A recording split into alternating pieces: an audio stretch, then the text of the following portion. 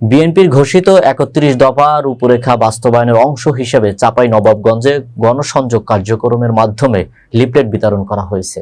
চাঁপাইনবাবগঞ্জ পৌরসভার ১২ নম্বর ওয়ার্ডে এই লিফলেট বিতরণ করেন নেতাকর্মীরা। কর্মসূচিতে বিএনপি এবং সহযোগী সংগঠনের নেতাকর্মীরা সক্রিয় অংশগ্রহণ করেন। চাঁপাইনবাবগঞ্জ প্রতিনিধি মাহিদুল ইসলাম ফরহাদের পাঠানো তথ্যচিত্রে ডেস্ক রিপোর্ট।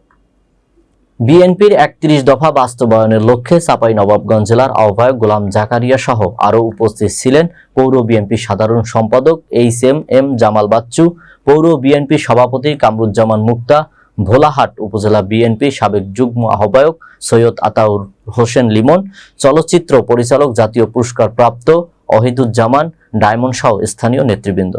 দেশে জনগণের ভোটাধিকার, গণতন্ত্র ও সুশাসন নিশ্চিত করার লক্ষ্যে বিএনপির ৩১ দফা কর্মসূচি অত্যন্ত সময় উপযোগী। তারা বলেন, সাধারণ মানুষের মাঝে সচেতনতা সৃষ্টির জন্য লিফলেট বিতরণের মাধ্যমে তারা চলমান আন্দোলনে সবাইকে সম্পৃক্ত হওয়ার আহ্বান জানান। আমরা আজকে সবাই ঐক্যবদ্ধভাবে এই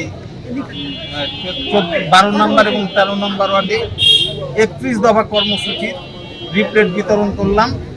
জনাব তারেক রহমান এবং খালেদা জিয়ার নির্দেশে, ওনাদের নির্দেশ হচ্ছে প্রত্যেকটা বাড়িতে যে আপনারা ৩১ দফা বিতরণ করবেন।